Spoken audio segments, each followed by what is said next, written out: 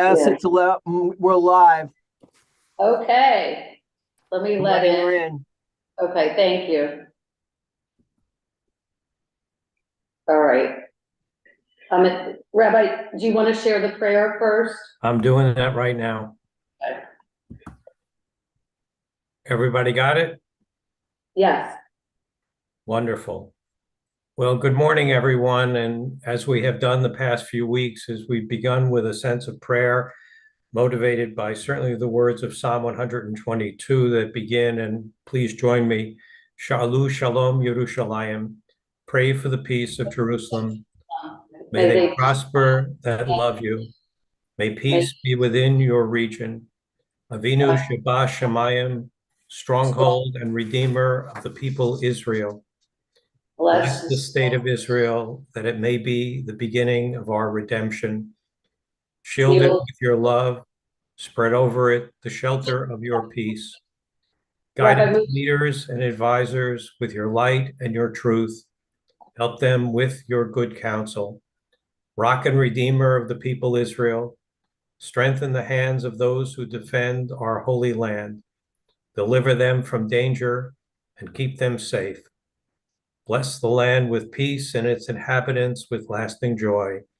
And let us say, Amen.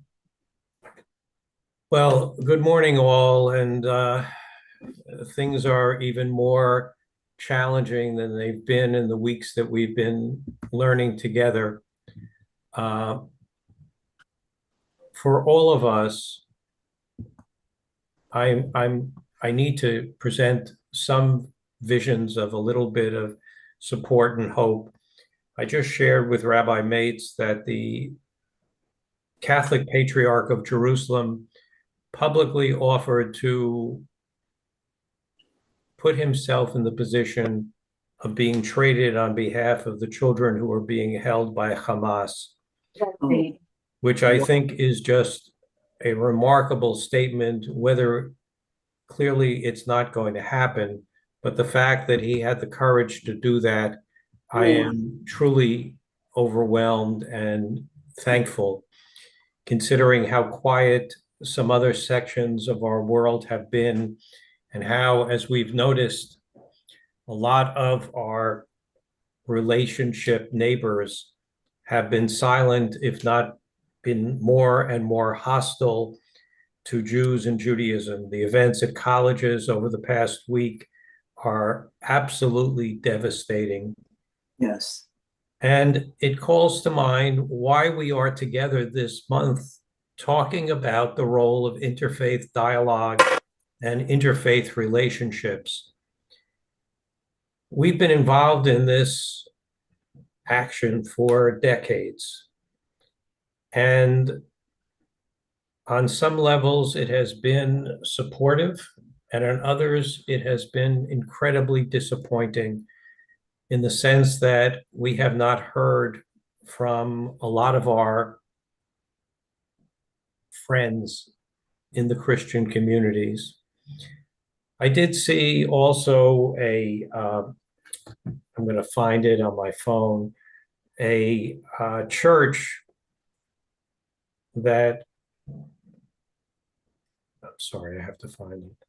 You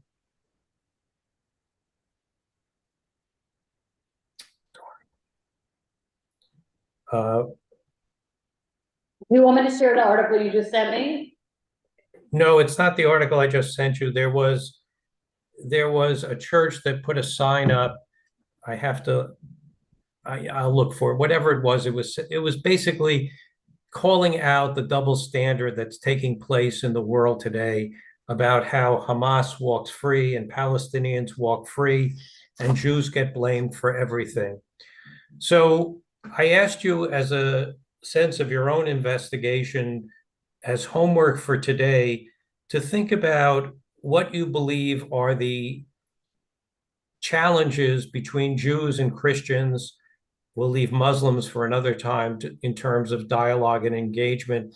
But what were, in your view, the dividing lines or the issues that set us apart from each other? And I'm wondering if anybody of you in your homework assignment, wanted to share some of your ideas at this moment, just as briefly as possible, and then we're going to dive in. Any Can you take? just repeat it again? Someone just added to the room. Can you repeat the question again? And Maddie just walked in. Okay, the question was, in terms of your homework from last week, which was to identify, in your view, what are the distinctions between Judaism and Christianity? Does anybody want to kind of like throw some of those things out without any broad editorial comment, but just to kind of get it on the table so that we can have a conversation?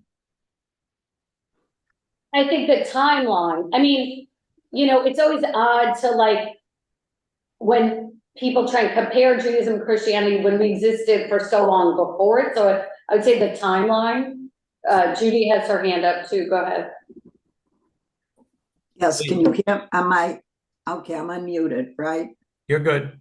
Okay. To me, it's just, again, the anti-Semitism that's always been there and is resurfacing. Okay. Other ideas or questions, or what are the kind of theological divides or issues between us and the Christian community at all?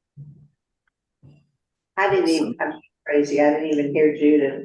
But I think that, the Jews killed Jesus. Who knows if it's still part of their thing? But Jesus has been deified. So the role They of don't Jesus, just have, to me, they don't just have it's not a God, it's a. Okay. So let me start jumping in with some information for you to carry with you as you move forward from our study this past month. Early Christianity claims certain things about the personage of Jesus, which are both foreign and outside the realm of Jewish definition. What are we talking about? We're talking about a concept which began after King David's role as king of Israel.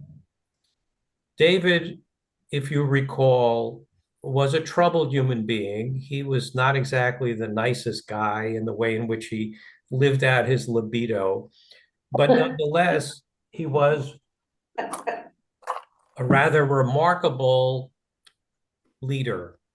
And what did he do? Well, he took these diverse tribes of Israel and unified them into a country. Not an easy task. We certainly see that in our own country today and in other countries around the world that are so incredibly fractured and not unified. What did unification really mean? It meant that the people who walked the streets felt secure and safe. Well, how does that happen? Well, we're having the same issue today. Do we have secure borders? David was capable of creating secure borders for the land of Israel, which meant that people inside those borders felt safe, secure, and able to go on with a quality of life. Quality of life. In some ways, we're being very challenged by the events that we've seen at Cornell University, at Tulane, in the subway in New York City, at the airport in Russia. in the airport in Russia, all of these incredibly horrific outbursts from people who we would hope would be more civil, but they have not been. There is mob violence going on, and colleges are at the core of it. But in addition, let us also say that a lot of our Jewish young people have adopted the perception that Jews and Israel are the problem. We'll get to that in a second. David created all of this, which came into the mindset of the Jewish people. So a few hundred years later, when the Assyrians conquer the land, people start to develop in their minds, how are we going to get out of this? What do we need to do? How do we get better? How do we get safe? How do we get secure? How do we get a leader? Oh, you remember when David used to be around a couple of 100 years ago? We need a leader like David to come forward and help us out. I'm always reminded as a student of political science how Franklin Delano Roosevelt played that role in the minds of so many subsequent generations of people after him, and that the Democratic Party, and I'm not being partisan in any way, would used to play when they announced who the next presidential candidate would be at their convention, they'd play the song Happy Days Are Here Again as a way to kind of reclaim that grandeur of the FDR president, which of course we now know was not so wonderful for us Jews, but nonetheless, I'm trying to get you to think that this concept of David coming back or someone like David is invested into the psyche of the Jewish world when things go bad. It's a concept that grows and evolves when things are terrible. It's like people who complain about their work but don't do anything about it. And then when things get better, they forget about it. It doesn't matter to them anymore. But once again, when something happens, all of a sudden it comes back into their mindset. The word that's at core here that has become the English word is the word Messiah. Well, in Hebrew, the word is Mashiach. It means anointed. It is an adjective, not a noun. There is an anointed king. There is an anointed priest. What happens in those circumstances is that those individuals, even though they are already designated for their roles, go through a process of anointing, which reinforces their role that they are already acknowledged. It's kind of like on January 20th, every 4 years, we inaugurate a president who already is president by virtue of the fact, at least in past history, because they won the elected vote and they've been elected. This is a designation of that experience. So David was a messianic king in the sense that he was anointed. Well, when we leave the Assyrians in the 7th century, and then we go to the Babylonians who come onto the world and come and destroy the temple in Jerusalem. It's a point in time where people start to think, gee, we need somebody to help us out of this mess. And what I'm building for you is that this idea comes and goes depending upon circumstances and crises in the Jewish world. And it builds and it builds, and then something unique happens.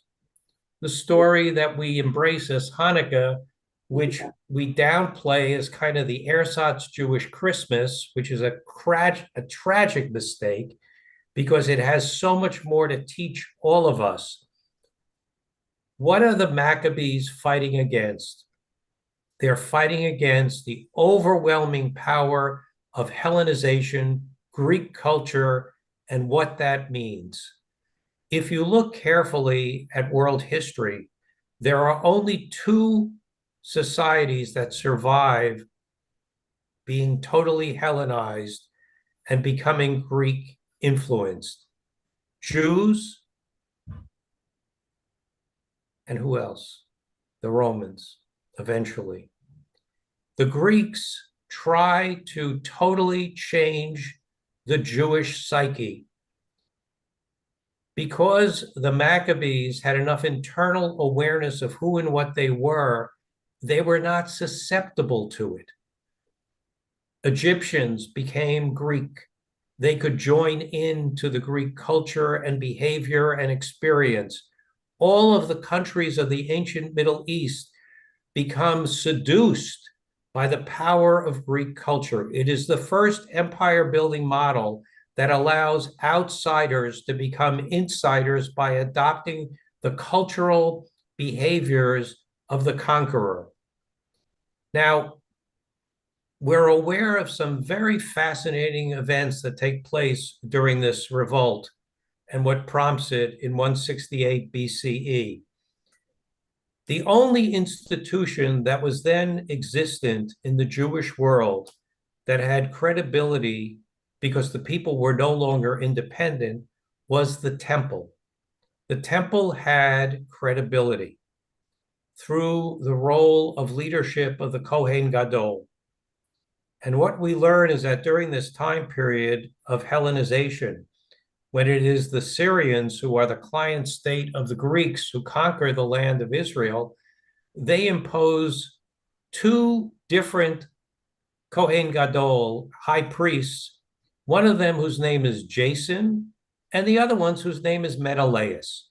That's not exactly Shlomo, okay? They've been Hellenized, these individuals. What we see then is that the Maccabees and others are successful at repelling the invasion of the Hellenizers of Syria. And what do? They create an independent Jewish state known as the Hasmonean era. So all of a sudden, Jews are free and self-determinant once again. But it doesn't last so long. It lasts 150, 160, 170 years until the Romans conquer the Greeks and conquer the land of Israel. And when they come, it is a harsh conquering. So in the psyche of people who were independent and are now dependent, they're looking for some level of leadership and revolt against the harshness of the Roman control. This is the climate that brings into focus the story about Jesus. People were looking for a radical intervention by God, who they believed controlled the world in every way and would bring about the expulsion of the Romans. This is in the psyche of people, of Jews at the time. Now, I've said before when we've talked about similar issues, if somebody wanted to have a revolt in the United States, you wouldn't do it on Valentine's Day. You probably would want to have it happen on July 4th, because at that point, it's in the psyche about freedom and revolution and all this other stuff. In the Jewish calendar, it's not Tu B'Shvat, and it's not Sukkot, but Pesach is a festival of freedom from the expulsion from Egypt, from the slavery of Egypt. Well, we know that the Romans are aware of a lot of this in their minds.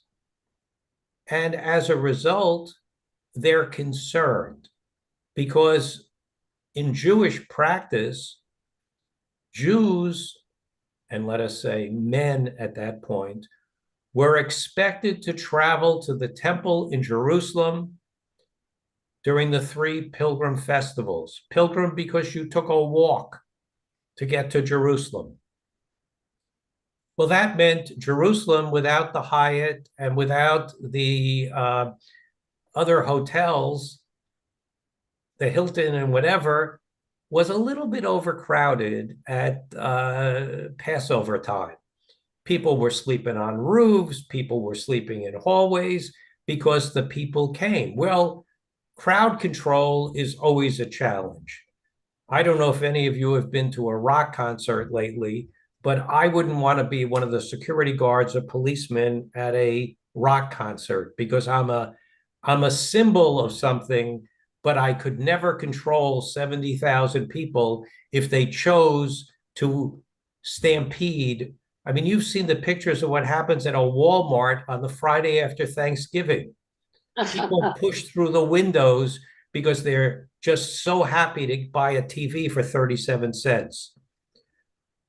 The Romans are concerned about a revolt. And what the Romans do is not dissimilar from what the Secret Service and the FBI does when any president is going to visit a city or a country. An advance team goes out and they talk to local authorities. Who are you worried about? Who's a loudmouth? Who's a radical? Who's been causing trouble? Who's a cell that you have? And our advance teams become vigilant about who potentially is a challenge to security. The Romans weren't as polite. They rounded up people and they killed them. That seems to be what may or may not have happened in the Jesus story, because either they kind of knew about him, maybe they did, maybe they didn't, and he gets taken out. Now, part of what we see evolving here, whether it's true or not, is a huge question, because there are three well thought out historical perceptions of this time in the first century. Because one thing that we must carry with us is, where does this information come from and what does it really mean? Well, in 2023, the only sources that we have describing what potentially may have taken place at this time are the Christian Bible, the Gospels, Matthew, Mark, Luke, and John. In bold letters, there is no contemporaneous history to the existence, the story, or the claims about an individual known as Jesus or Joshua. Now, the answer to that is given by three dominant historical trends in no particular order. One is, whatever was written was lost. It's possible. Whatever happened was of such a small level of impact that nobody reported it. And the third, and probably the most controversial, is it never happened and it was merely a created story. Now, I will tell you, I discussed this with my students at the seminary. And then what I would say is, now that you have that as perspective, there are facts on the ground. There are, a couple of billion Christians in the world that we have to see as reality. That's a fact. So the issue of whether it happened or not happened is only of importance academically. But let's talk about what evolves from it.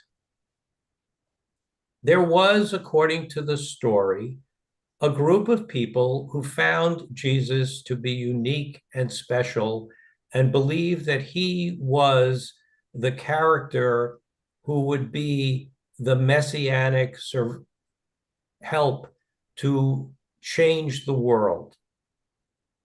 Well, after the death, when those members of the Jewish community were presenting this ideology and idea to members of the dominant Jewish population, they basically shrugged their shoulders and said, "What? The Romans are still here. What are you talking about?"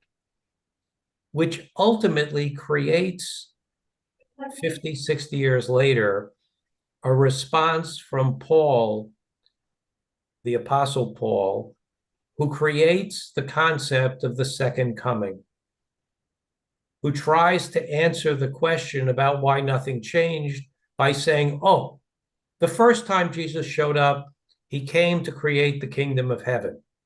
Sidebar. The Jewish community says, huh? The kingdom of heaven is God's role, not human beings. And then Paul continues and said, oh, you're looking for this change on earth? That's the second coming. Hold your breath. It's coming. The Jewish community again said, we don't know what you're talking about. This is so outside our understanding because we don't get it as a messianic or anointed king model. Now, the next part that becomes confusing about this claim is when, as Margaret mentioned, there seems to be an uncertainty about whether Jesus is just another guy in the street who got tapped for a job, or is somehow the Son of God in more than just a symbolic way. Is Jesus God? Is Jesus human? That becomes a major conversation in the first couple of centuries of Christian existence. And it comes to be determined that Jesus, by the hierarchy, is kind of a hybrid of both. There is only one now existent Christian faith community that still only sees Jesus as a human being, and that is the Coptic Church, which has been exceptionally harassed and challenged, not positive ways, by other Christian communities. So the Messianic model becomes very much a demarcation point between the Jewish community and the Christian community. But it's even more than that. And these are important for you to be aware of if you proceed with conversations with your Christian neighbors and friends about who and what we are. And that has to do with something that I started talking about last week, which had to do with the engagement of the story of Adam and Eve as a cardinal foundational principle of Christianity, which comes to be known as original sin. Judaism has no awareness of this idea. In the Jewish world, and this has to do with how human beings are perceived within the Christian world and the Jewish world. The Jewish world proceeds out of the stories of creation that human beings are inherently good, that the story of Adam and Eve reinforces for us an awareness that human beings have the responsibility and awareness to determine the distinction between good and evil. Whereas the Christian community, looking at Adam and Eve and then about their claims about Jesus, create a totally different model of what I refer to as sin management. In the Jewish sense, sin is missing the mark, which means one has the potential to do better the next time. And we know that from our liturgy on Yom Kippur especially, which asks the question, how do you know you're better? Because you have to acknowledge what you've done, you have to have a sense of regret, and then Maimonides creates this next level which says, given the same circumstances, you'd make a different choice. In Christianity, all human beings are inherently flawed biologically and ethically by what happened with Adam and Eve in the garden. And as I described last week, it's hard for us to understand that because our knowledge is Adam and Eve, prior to their experience with the tree of the knowledge of good and evil, were basically la la land. So that the idea of who and what the world and responsibility of human beings were was not existent in the expression of the Garden of Eden. Now, for those of you who've studied this with me in the past, I always bring the story of people sitting at a bar after work complaining about their jobs. And ultimately, someone will say, well, what would make it better? And I kind of see the story of Adam and Eve in exactly the same way proceeding from its conclusion. The conclusion, if you remember, and I mentioned it last week, says men are going to work by the sweat of their brow, the earth won't yield its bountiful growth unless toil and sweat. Women are going to have travail and childbirth, which in essence ultimately kind of symbolically describes life ain't easy. But somebody would say, what would it be like if it weren't like this? Well, in order for you to live in the land where the garden represents, you got to give up your inherent human qualities of the knowledge of good and evil. And I don't think we as Jews accept that as an alternative. Christianity sees this death of Jesus as a atonement, symbolic sacrifice on behalf of all human beings. So if you want to be, quote, saved, if you want to have the sin removed from you, you need to accept Jesus. It's a very different perception of human beings, and it enhances for many what the expiational role of Jesus and Jesus's suffering is all about. Having said all of that, it's important to kind of frame it together in terms of where these messages go and how they work. When we look at Genesis chapter 12, and we have the announcement of Abraham and Sarah, or actually Avram and Sarai, joining and hearing God's voice to become representatives of this thinking in the world, we create what I refer to as a community that is exclusively open. Avram and Sarai were not Jewish.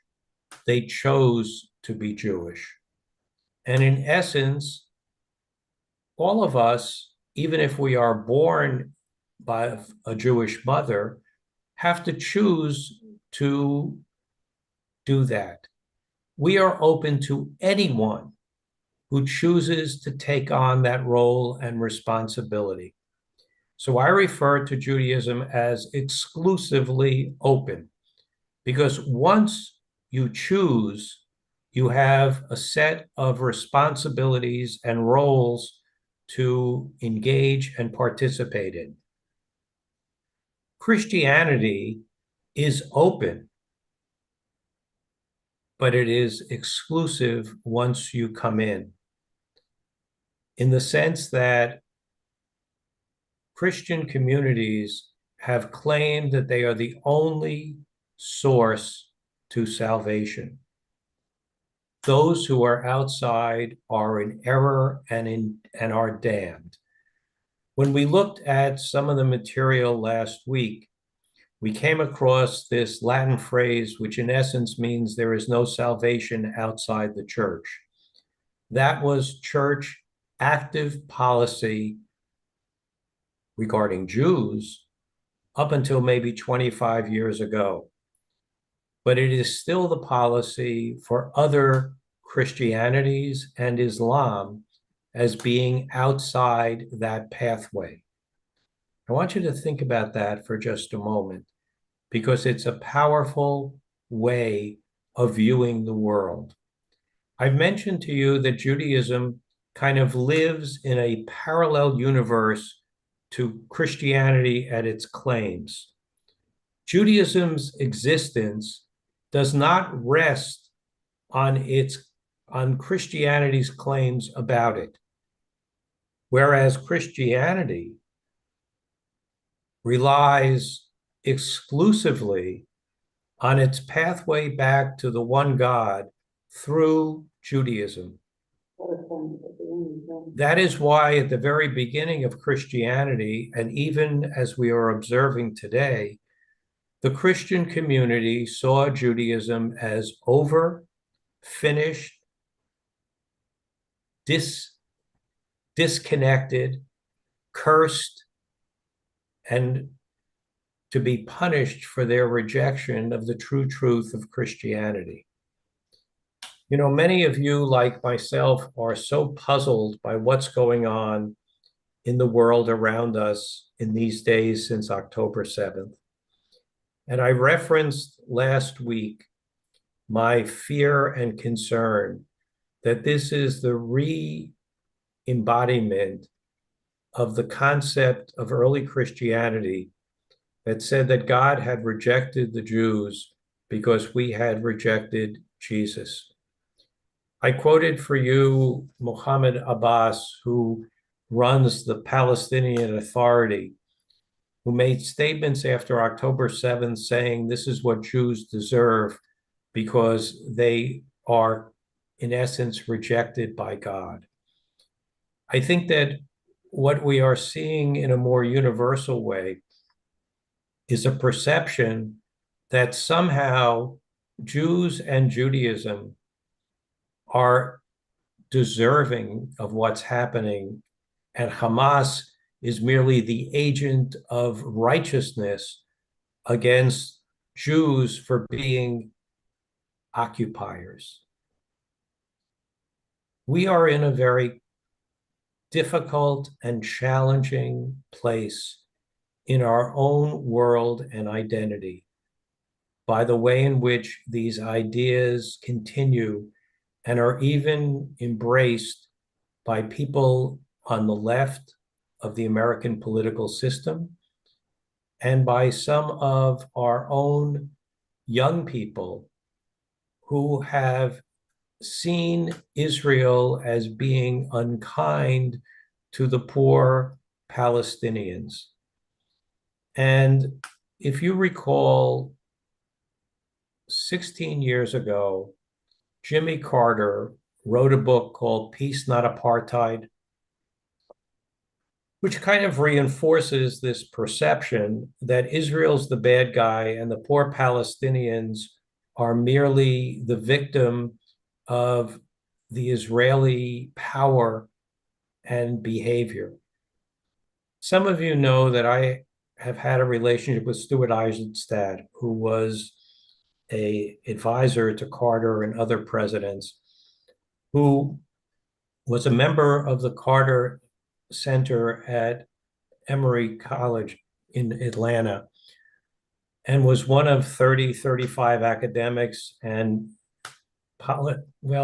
theoreticians who quit the Carter Center after the book was published. And I happened to have had dinner with Stuart Eisenstadt in Washington during the midst of this controversy. And I remember quite vividly saying, "Can you explain to me what's going on here?" And he said, this was the first book that Jimmy Carter had written that he had never shared with his inner circle, of which Stuart was part of. And Stuart had been very much connected to Jimmy Carter, who America saw as a very righteous, God-fearing, kind individual. But what Stuart explained to me, and it was something that I had learned in my own training, was when you look at modern leaders, you need to look at where they were and what the influences were between their 18th birthday and like their 25th birthday. And when you look at that about Jimmy Carter, what you see evolving is Carter grew up in the South.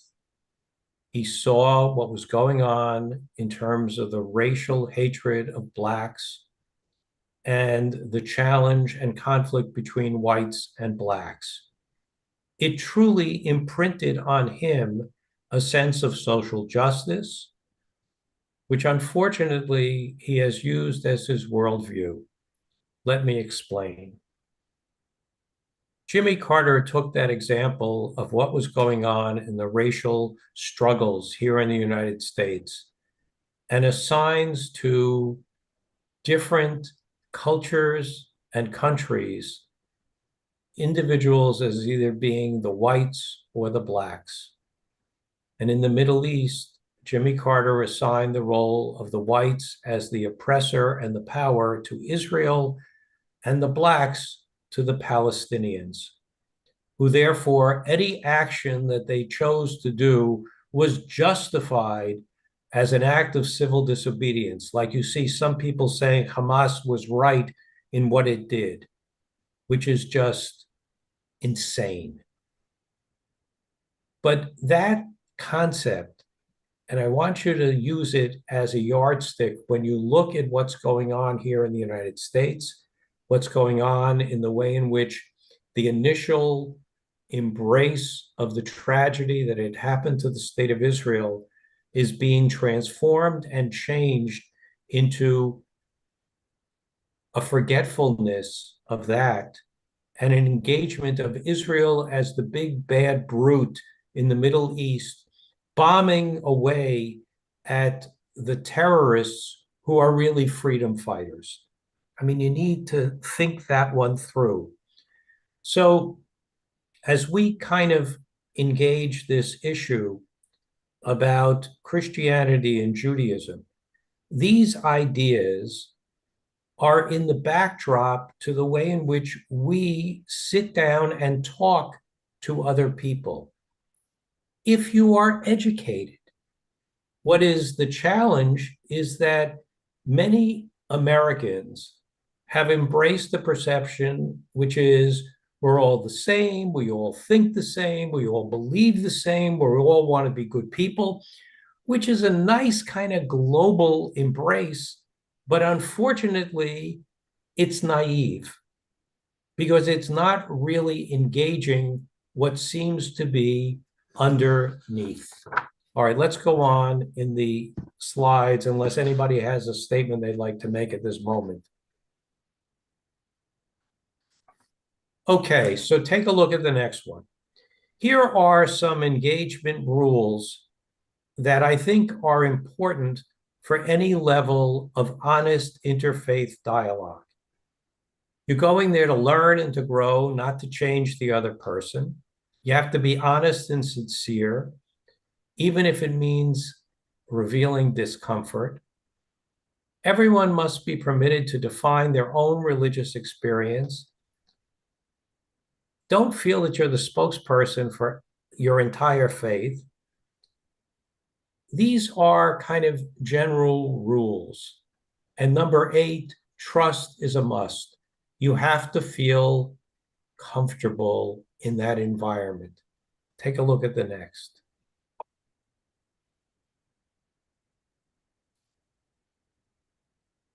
So here you see a kind of distillation of these ideas.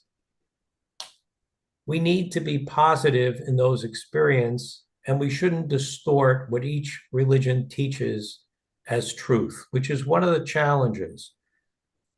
Judaism's truth does not rely on Christianity's truth. And one of the challenges is claiming that you have complete ownership of truth, which makes it impossible to have any kind of dialogue because the other side sees you as an outsider and unfaithful and wrong. Look at the next.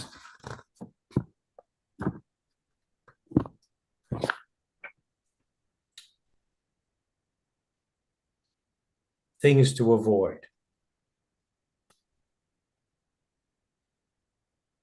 We're not in this to win an argument. We're in this to expand understanding, learning, and appreciation of the other. And of course, we're not looking to convert the other person, nor this idea of syncretism that we're saying, oh, you know what, you believe this and I believe that. Maybe we can get together and do this. That's not what the goal is.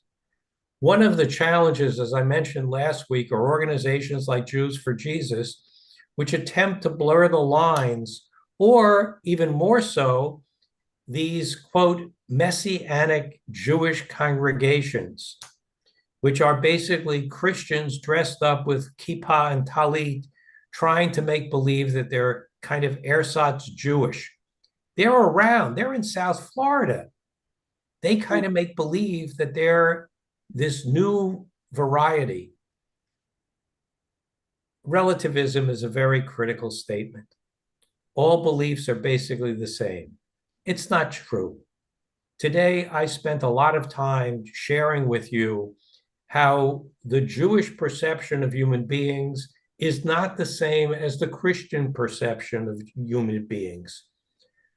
And we have a different pathway to how we deal with misdeed. That's okay, as long as we aren't using that as a weapon against each other. Triumphalism. The final truth has been given to one community alone. Well, there you go. That's the issue that creates the impossibility for dialogue if people believe that. Okay, let's go on.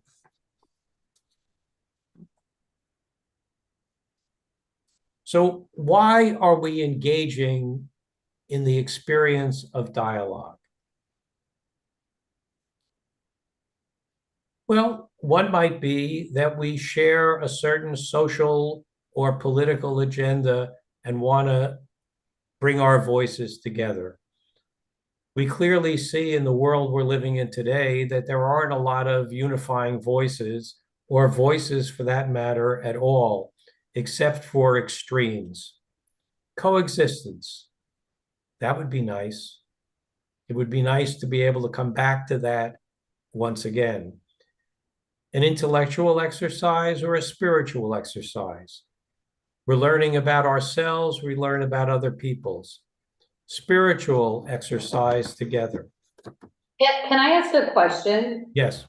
So these are amazing, but where does terrorism, like, we can dialogue, but like the terrorists are never in proximity to this. And so like, what's that space like between the terrorists and those who we would dialogue with because we need to find peace? Well, I think, Rabbi, you're raising one of the great dilemmas of the modern world. Why is it that the Hamas have become adopted by what we used to think were good people in the Western world and see them as freedom fighters as opposed to the terrorists that they are? What is behind that kind of thinking?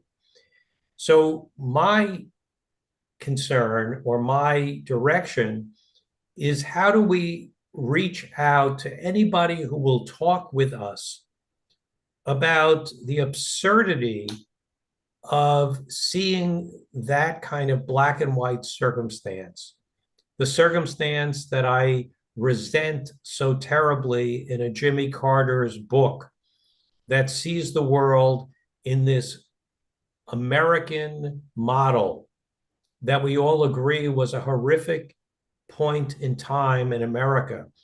But in the same breath, look at the volume of anti-Semitism and anti-Jewish rhetoric that has come out of Black Lives Matter, that we would hope we would be partners with for the concern for human life.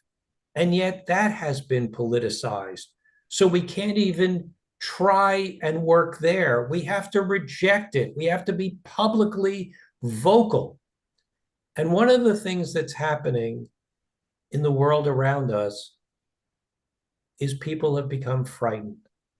So people have taken down mezuzot from their homes. They're not wearing kippot in public. They're wearing baseball caps. Mothers are afraid of having their kids go to the synagogue. This is not the way we should be responding. But Maddie has her hand up here.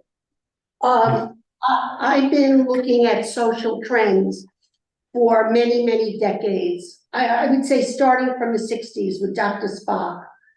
And it's about taking care of one's ego, the feelings. Right.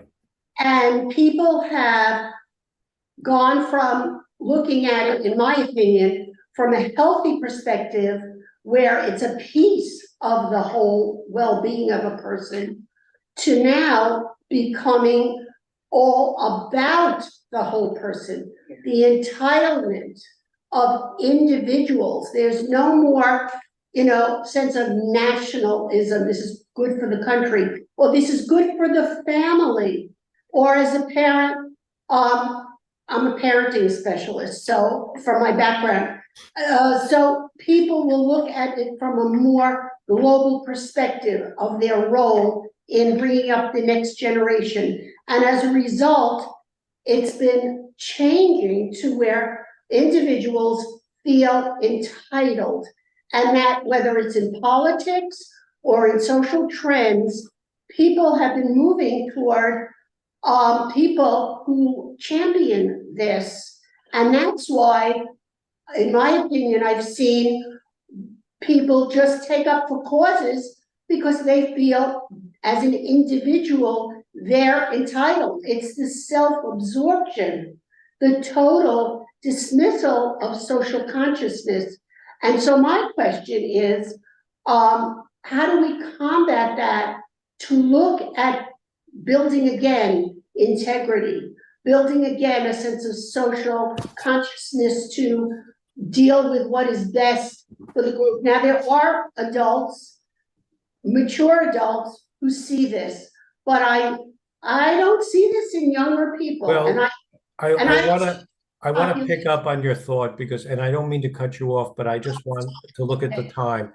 You're raising one of the most critical awarenesses of what is taking place in the evolution of America and the world. And that is the over-aggrandizement of the individual at the expense of the group.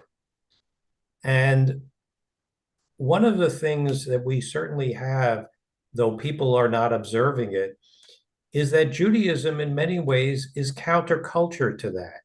Because Judaism speaks of both an individual and a collective brit, covenant. We have a communal responsibility and we have an individual responsibility. The society used to have that in a social compact. It has been lost. If you come to, and I'll be in person in March, I am going to be investigating a lot of the end of ethnicity and communal awareness in America as it relates to what's going on currently within the state of Israel. In advance of that, let me direct you to two of the prophetic texts that bring this issue into great focus. The first is a book by a professor who had been at Harvard in 1970, Philip Slater, who wrote the book, The Pursuit of Loneliness. That was followed up in the late 20th century, early 21st century by Putnam in Bowling Alone. Both of these texts shared the change that was taking place in American society and culture, where we no longer saw ourselves as part of a bigger community. We saw ourselves as individuals and only concerned about our own needs. If you want to go back in terms of a political event, during the 1980s, when Ronald Reagan was president, and there are those people who think he was the greatest thing since sliced bread, used to have a statement which said, "Are you better off now than you were before?" Well, as opposed to John Kennedy's "Ask not, remember?" What you can do for yourself. Yes. And remember Hillel? Yes. I am not for myself. Okay. These are all critical challenges to the wholeness of community. And every synagogue and every church is feeling this because people think they can make Shabbos on their own and not make it at all. They don't have any communal engagement. And that's one of the opportunities, in a sense, it's a dark opportunity, that what's going on in the world may actually bring people back into environments where they feel safe and secure, and we have an opportunity. Let's take a look at the last slide before we run out of time. Are we getting there? That's it. No, there's Audience. another one. There's one more. There it is. Okay, this is from the cynic. Most attempts at interfaith dialogue are doomed from the start as they play down real differences between religions and appeal to the lowest common denominator. As any serious student of the world's major religions will attest, there exists very big, indeed insurmountable differences, and no amount of ecumenical mania will minimize them. Consider just one example. Israel denies that Jesus died on the cross and rose again. Christianity affirms as its central doctrine, both cannot be right, both cannot be true. And if one is the true, the other must be false. I want you to think about some of the things we've talked about today in the past 3 weeks, which are important for us to be informed about and aware of as we engage others in our lives, in our friendships, in our communities.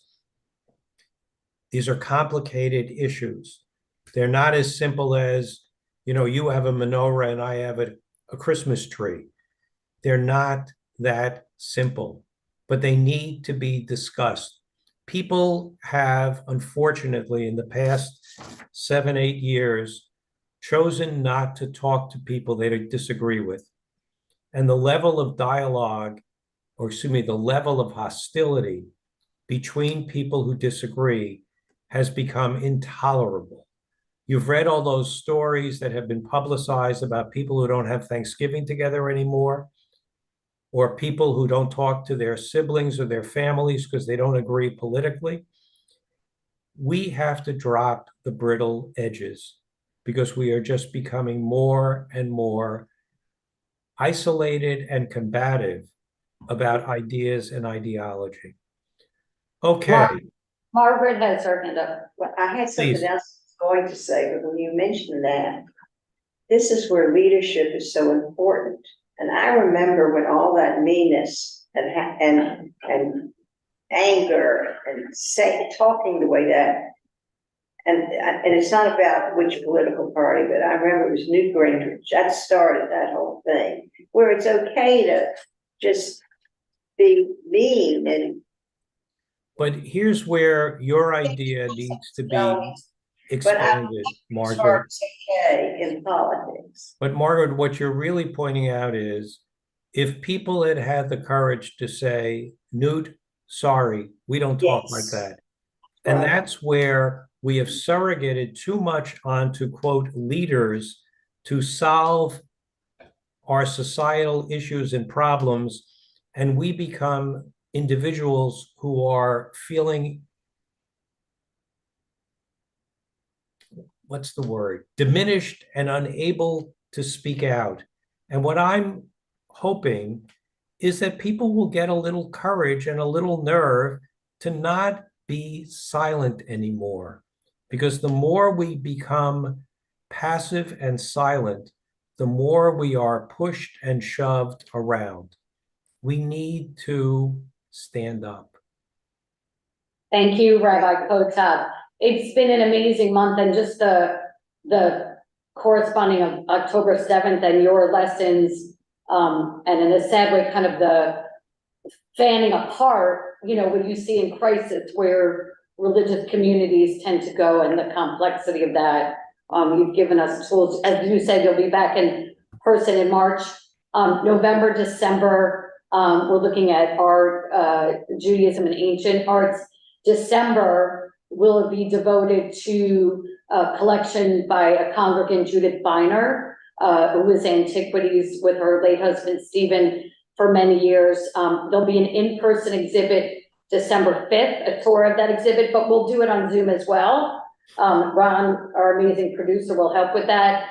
And December 19th and November and December will be on that topic. Again, Rabbi Kotak, thank you so much. Thank you all. Have a great trip. I'm looking forward to being home with you guys very soon. Thank you for listening and learning with me. Bye now.